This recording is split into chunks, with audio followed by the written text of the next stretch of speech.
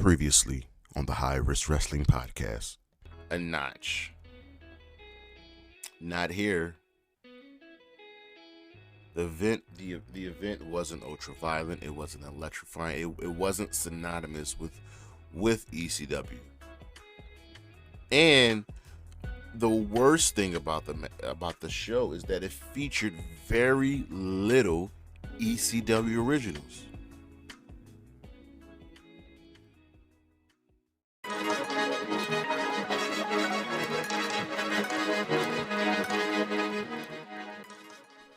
Good afternoon, good morning, good evening, everybody. It is Saturday, February 11th, and you know what that means. It is time for the High Risk Wrestling Podcast. Father James Mitchell has not put a hex on me. I am your host, Jeremy Pierce. Welcome, one and all, for another episode. I very much greatly appreciate it. And as always, you can check me out on the socials, Charismatic Creations on Facebook, Tumblr, and YouTube. The 215 on Twitter, and Charismatic_Creations52 on Instagram. Also check out the coffee page, Patreon, soon to follow. In today's show, well, Faction Warfare number 4. Seeing as how we've got a plethora of factions just running around right now, thought it'd be fun to take another look, take another stab at them. But for now, you know what's next, so just go on and hit my music.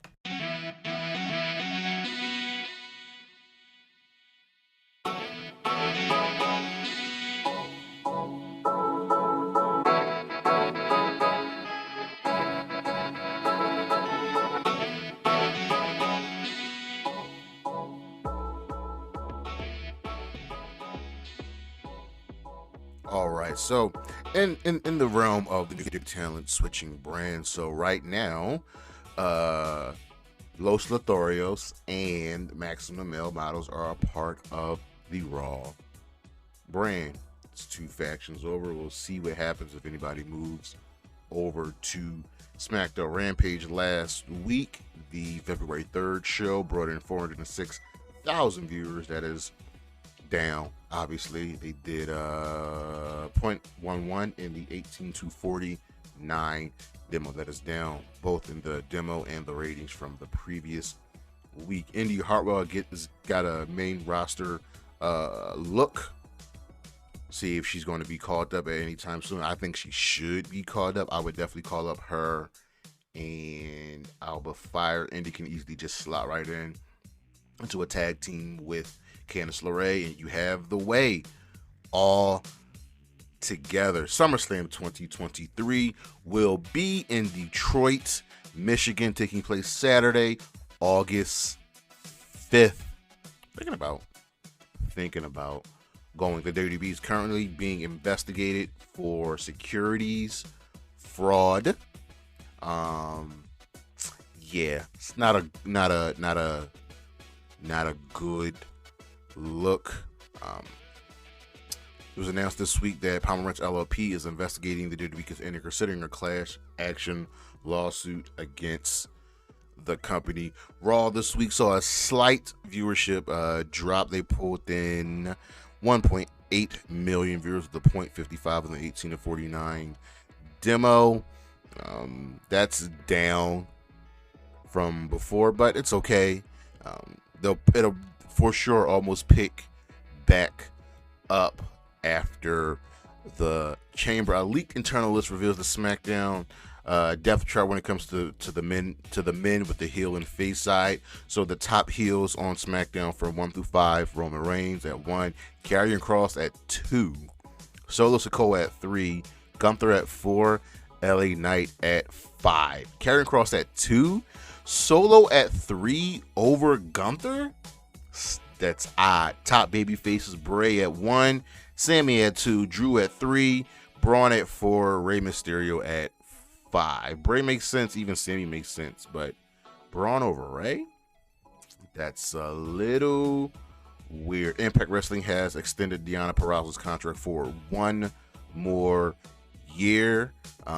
So she'll be a free agent on January 1st, 2024, and there will be a lot of people wanting her services. Several AEW talent are having visa issues at the moment. That includes Kenny Omega, who we finally made his return, the Lucha Brothers, Bandito, even WWE people are having issues with their visas, and that includes Ilya Dragunov and Meiko Sede Moore, who both made their returns to NXT.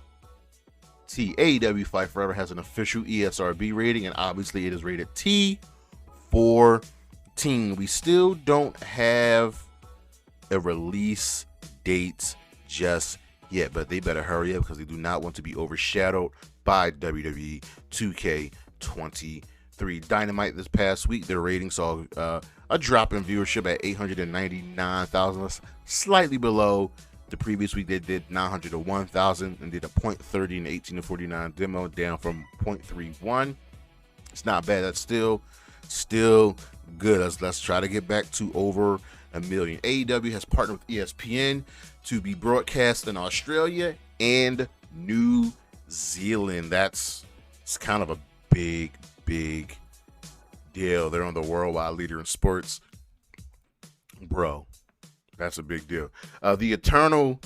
Another Eternal list leaked of the superstars for the on the female side for Raw. So we got the SmackDown men, we have the female Raw women. So the heels from 1 through 5, Damage Control as a group, Bayley and Kaya Sky at 1, Rhea Ripley at 2, Alexa Bliss at 3, Piper Niven at 4, Carmella at 5.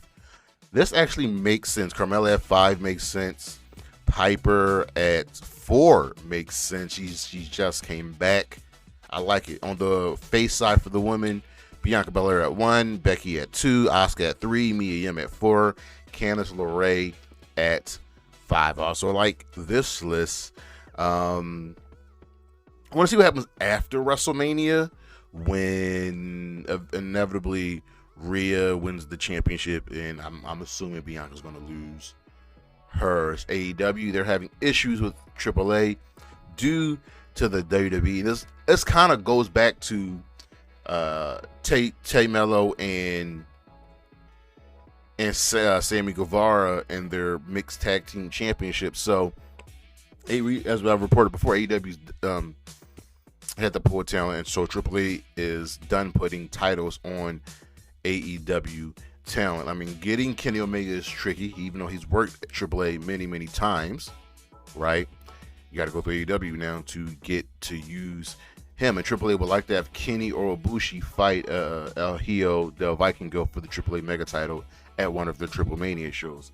It's going to be hard. Then it was the same thing with Dragon Lee and Dralistico winning the tag team championship over FTR, but now Dragon Lee is signing with the WWE, and that made news on ESPN.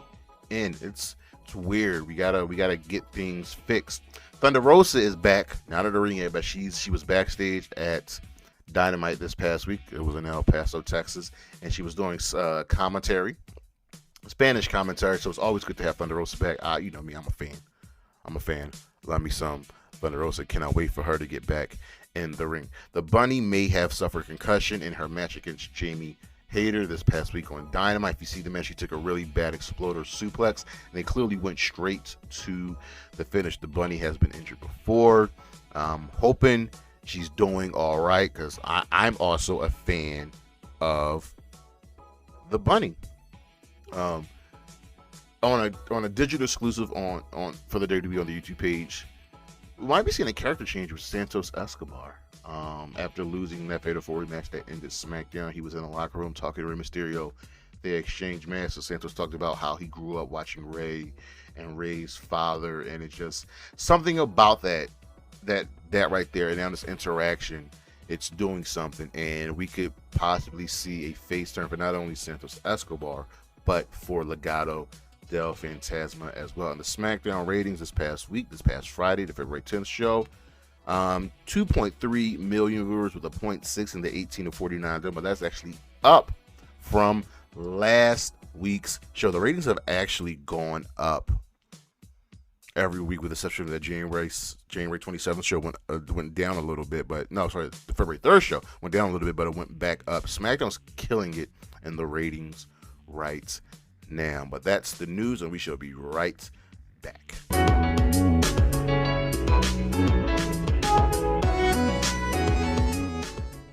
We had ourselves a nice little week in wrestling. Man, it's just wrestling never stops. It never sleeps. I am all very much for. So over on Monday Night Raw, we have more build to the Elimination Chamber event, an event that I'm not really super fond of. But we opened the show with Edge and Beth Phoenix, and listen, they want the Judgment Day. They want Finn. They want Rhea. Rhea was not there tonight. She was visiting a family. But they want the Judgment Day. Dom, once again, ex-con Dom is the highlights. And they all brawl. You know, Edge, Beth, Judgment Day. It's great. It's I'm really enjoying this feud. I hope it goes all the way up until WrestleMania. This fight leads into Damian Priest taking on Angelo Dawkins to advance the United States Championship chamber match, which Damian Priest wins. He wins the match against Angelo Dawkins.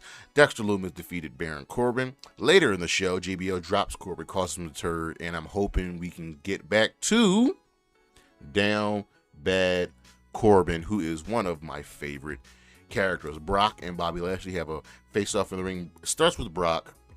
He talks about how he can't get Bobby off of his mind. I just want to point out that Brock Lesnar's he's gotten so much better with his promos.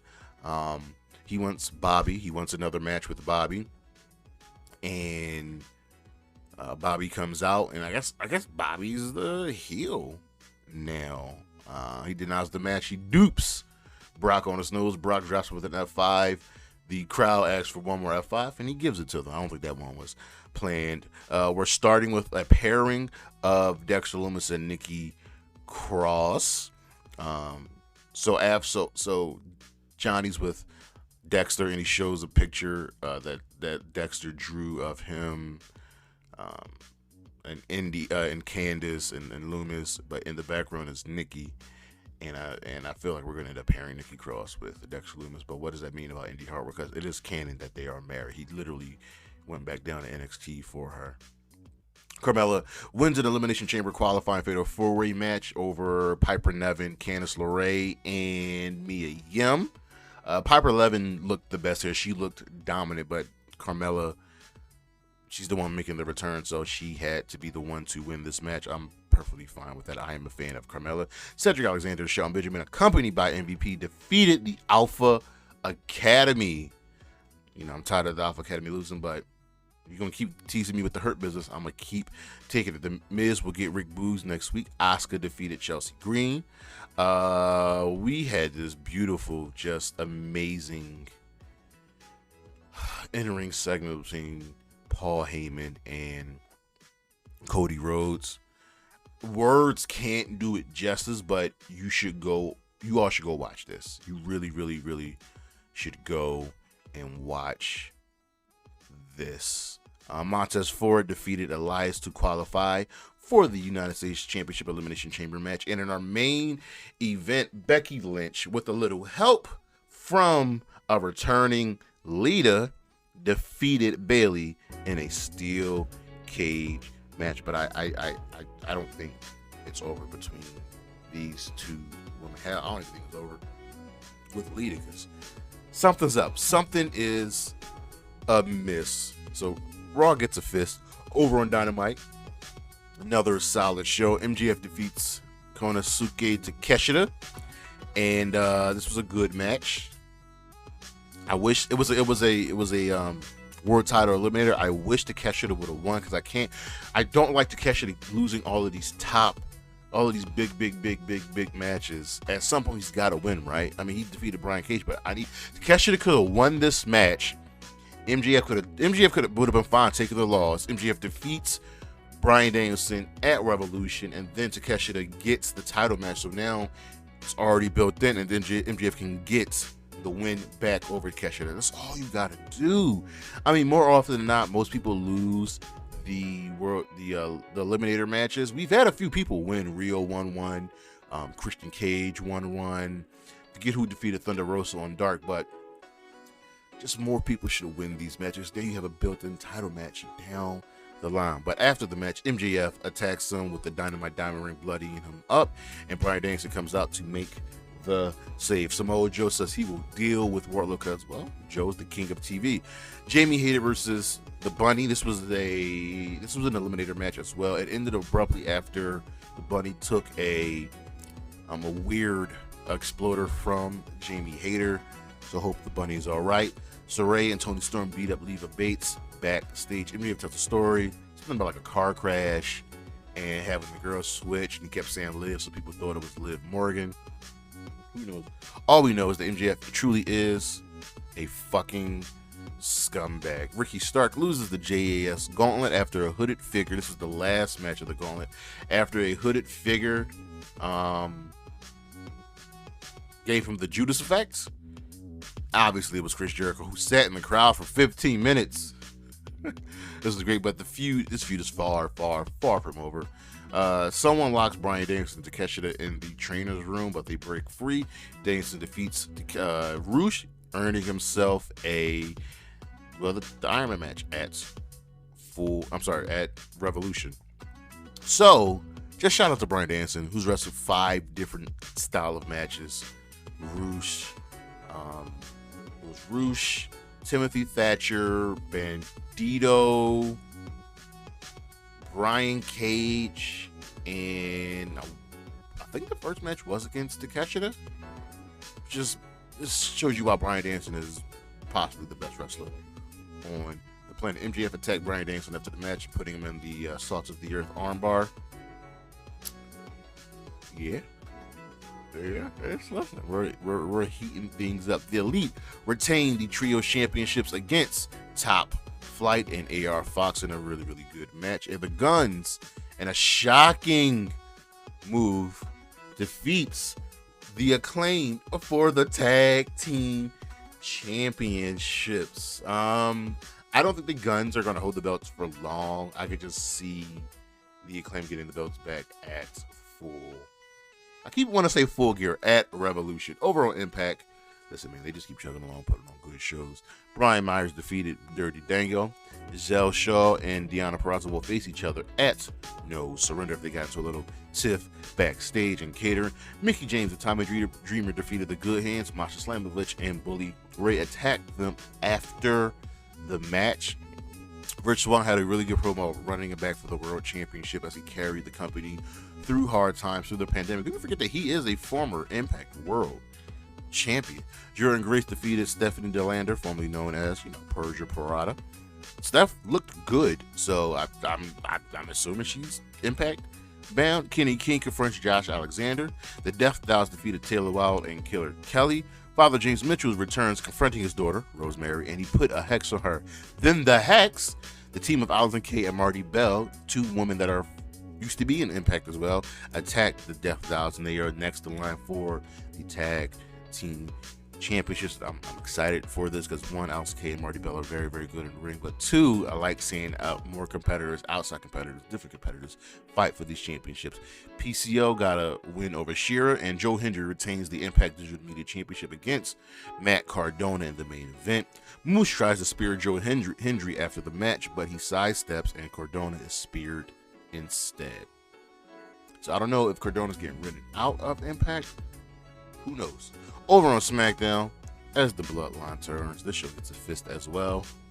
Paul Heyman opens the show and does what he does best, says that the Bloodline is nothing without the Usos. The Bloodline is nothing without the championships. Roman Reigns is nothing without the champion. And this is what we do. And then Sami appears and tells him that he knows, tells Paul Heyman that he knows the Bloodline days are done. What will Jimmy do? Will he go to his abusive cousin or go to his twin brother? What about Solo? When will Solo, like, this is great storytelling. Just of it was that the Bloodline's days are numbered. I know it, you know it, Roman knows it. Sheamus and Drew defeated Hit Row, so Hit Row's officially just done. The Viking Raiders aren't done with Sheamus and Drew. We had a Lacey Evans squash match. Do this. Get Lacey to start defeating jobbers, winning squash matches to build her back up and stick to this push for her. Jimmy still can't get a hold of Jay ahead of their tag team title match for the night. Chelsea Green's manager gimmick is great. So she shows up and she's like, Adam Pearce, I want to see the general manager of SmackDown. And he's like, that's me. I run both shows. She's like, I have facial like amnesia or something. It's hilarious. She's doing great with this. Jay appears in the crowd and he and Jimmy retain over Braun and Ricochet. Jay was clearly the star here. He just leaves afterwards. Sammy catches up with him and says that he acknowledges him. So this is good stuff, man. This is really, really, really, really good stuff. Shayna Baszler and Ronda Rousey jumped Natalya in the ring.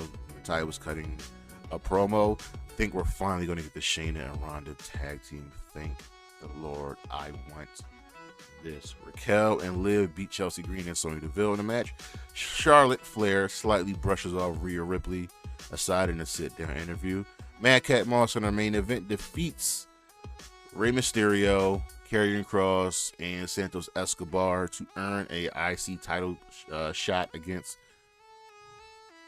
Gunther. He pinned Karrion Kross in this match, and Roman Reigns sees all, knows all. Paul Heyman tells Jimmy that, yo, you and Jay, you're not needed in Canada. You're not needed at Extreme Elimination Chamber. And Jimmy looks concerned as Heyman walks away. You can see in the background he has like this devilish grin on his face. Over on Rampage, the BCC, the team of Claudio Castagnoli, Jon Moxley, and Wheeler Yuta defeated Butcher Blade and Kip Sabian. I would like for Butcher Blade and Kip Sabian to win more matches. I desperately want them to win more matches, especially the Butcher and the Blade.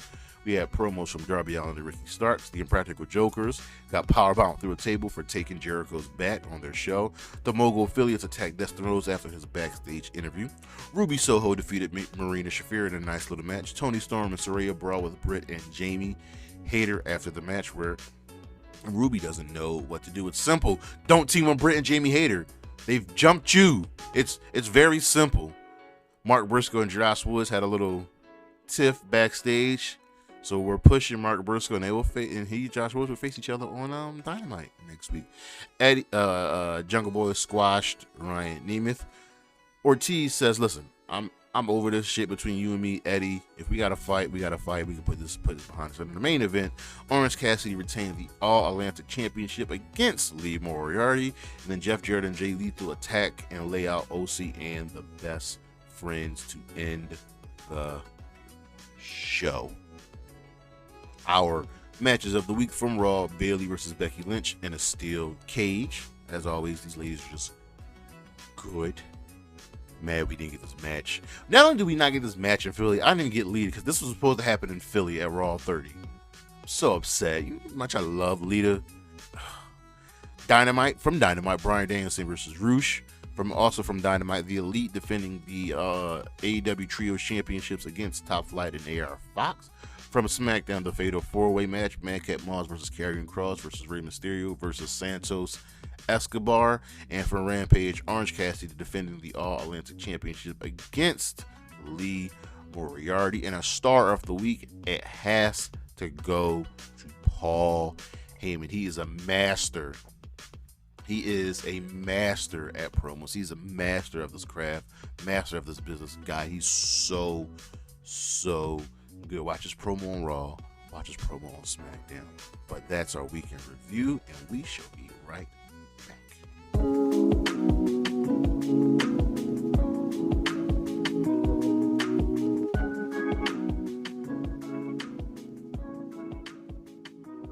What is professional wrestling without its groups? What is professional wrestling without its factions? What is professional wrestling without its stables? A dominant group putting in that work, keeping everyone on their heels, putting everyone on notice.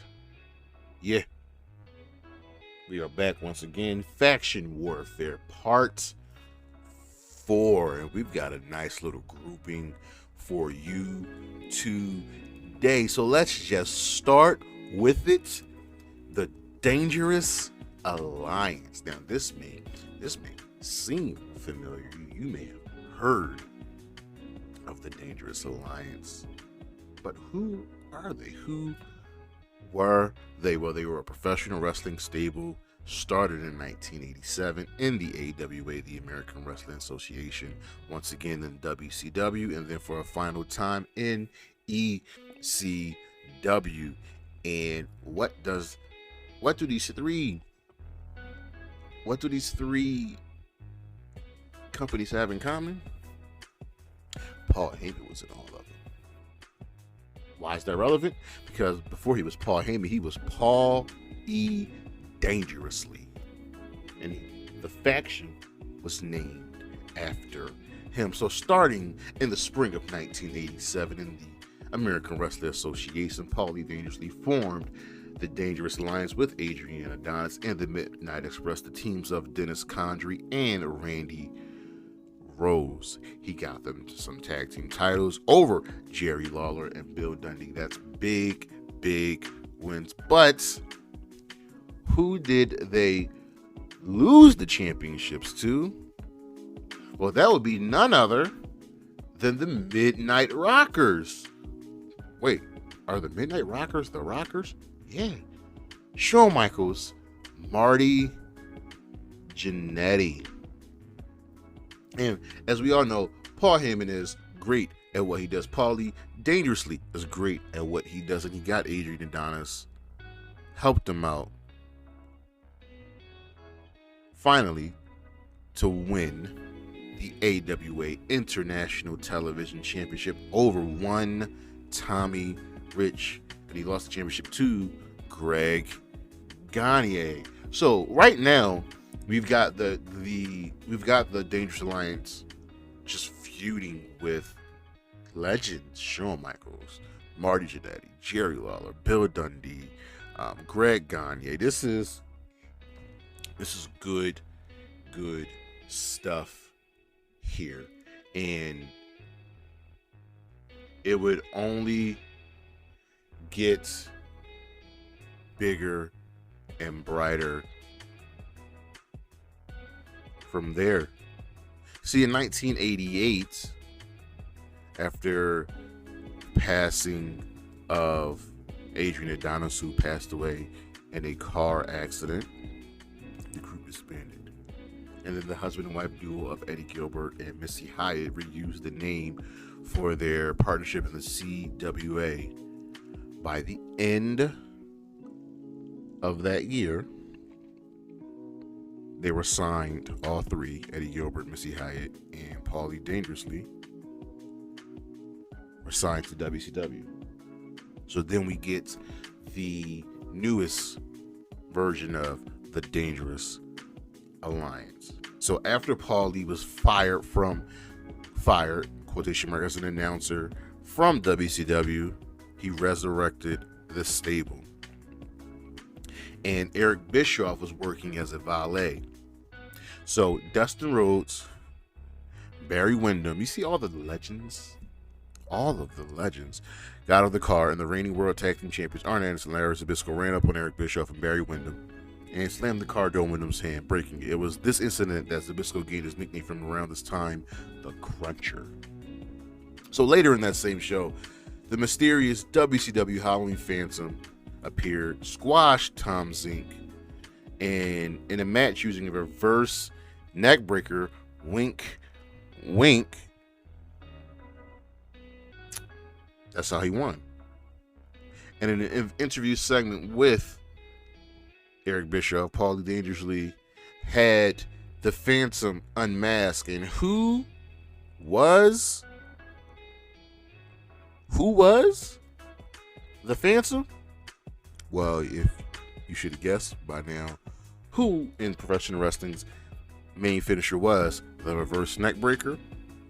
It was none other than Ravishing Rick Rude.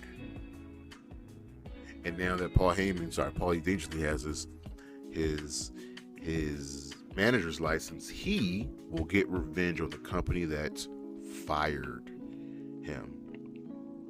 So we move over to Clash of the Champions 17, and this was live on TBS. Sting, who was the United States champion at the time, was doing an interview, and Medusa came out. This was in 1991. Medusa came out, you know Medusa, dressed as a harem girl and distracted Sting. So world champion Lex Luthor could attack him, clipping his lead. But let's fast forward. So Sting's hurt, Sting's out. Paulie eventually had found a loophole in the match contract that specifically stated that if Sting was not able to defend this title, he would have to forfeit it to Robert Roode. Announcers told Bischoff told Sting. Sting tried to return the string tied the return. Guess what? We have ourselves a new U.S. champion, ravishing Rick Rude. So right then and there, Paulie Dangerously uses his smarts, uses his wits, and gets his people gold once again. The alliance was split up. They would come back together, and he would add a few members. Who are they? Rick Rude, Bobby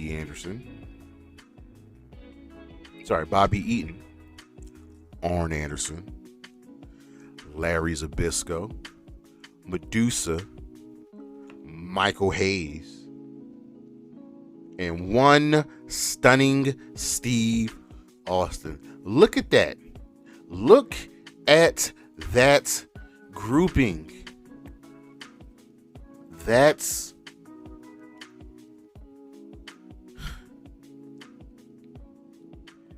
pretty. If you look and compare, some factions with their best members, right? Who's got, like outside of the NWO, because everybody's in the NWO. Look at that look at the WCW members of the Dangerous Alliance. Arn Anderson, Bobby Eaton, Larry Zbyszko, Medusa, Michael P.S. Hayes, Rick Rude, and Steve. Like that's stuff like that can't be duplicated. And they had notable feuds with Ricky Steamboat, Sting, Barry Windham, Dustin Rhodes, Nikita Koloff. They were in a War Games match at Wrestle War.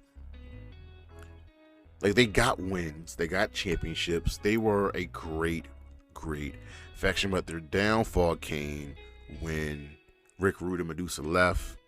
They went on to become legends in the business, right? Arn Anderson and Bobby Eaton started going with Michael Hayes, but they can't make the part after he fired Medusa. And Steve Austin got fired. And then that was that.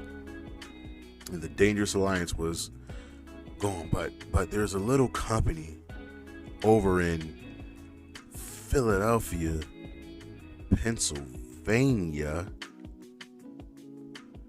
called Eastern or Extreme Championship Wrestling. So for 2 years, the Dangerous Alliance was resurrected. In 1993, Jimmy Snuka, Don Morocco, the Dark Patriot, and Hot Stuff Eddie Gilbert formed the Dangerous Alliance. And Paul Heyman introduced them, featuring ECW Heavyweight Champion, the franchise, Shane Douglas and Sherry Martel. Y'all forget who just was in ECW. Y'all forget. Y'all really forget. Heyman wanted to introduce Sabu as the bodyguard, but Shane Douglas wasn't really feeling that. He was not consulted on the decision. Sherry Martel shot up with Shane. Next thing you know, they broke away. And after ECW broke away from the NWO and renamed itself Extreme Championship Wrestling, the last formation was composed of the Tasmaniac. I forget what was his first name. The Tasmaniac, Sabu, and 911. And Taz and Sabu went to become ECW Tag Team Champions. And they did a little bit here, did a little bit there. Did some stuff in New Japan, and that was a wrap. Taz, under the name Taz, suffered a neck injury.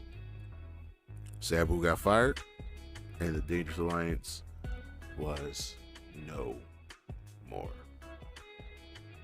Look at all of the people that Paulie Dangerously worked with in the Dangerous Alliance. Adrian Adonis, Randy Rose, Dennis Condrey, Missy Hyatt, Eddie Gilbert, Arn Anderson, Bobby Eaton, Larry Zbyszko, Medusa, Michael PSAs, Rick Rude, Steve Austin, Jimmy Snuka, the franchise Shane Douglas, Sherry Martel, Sabu, and Taz.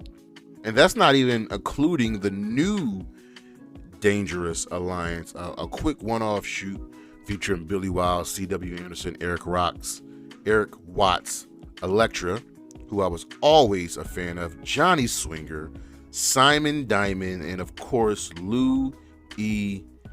Dangerously.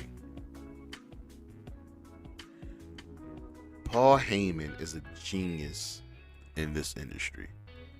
He just is. And y'all need to know that. You all need to learn that. Give the man his flowers, and I'm hoping it happens when when WrestleMania comes to Philly, having ECW chamber. So that's the first faction full of legends. But what about another faction, one that was meant to be a play on the FCC and the PTC? Who am I talking about? Well, that would be none other than the right to censor. The right to censor, yeah. The right to censor. So who was the right to censor? Well, the right to censor was Vince McMahon giving a big FU to the parent television council. They were a parody, and it worked very, very well. So the characters, they all wore white button-ups, black ties, black pants. Val Venis occasionally wore white slacks. Ivory wore a black skirt. And then soon she wore the black slacks. But because the skirt was limiting her in-ring abilities, Ivory's good. Their entrance was just alarm and buzzers. And the group was only around for a year, ladies and gentlemen. 1 year. So the group was formed when Stevie Richards, ECW legend, and he was just showing up covering the bodies of scantily clad women. He was removing hardcore weapons and tables from matches. He took offense to the Acolytes, the APA, their rowdy reputation, and, wasn't fucking with the Dudleys. He was eventually joined by Bull Buchanan, the Godfather, who became the Good Father, Val Venis, and Ivory. They were like the straight edge society before there was a straight edge. Think about this. Bull Buchanan, the Godfather, who went from pimps and hoes to the Good Father. Val Venis, who was, a porn star. and Ivory.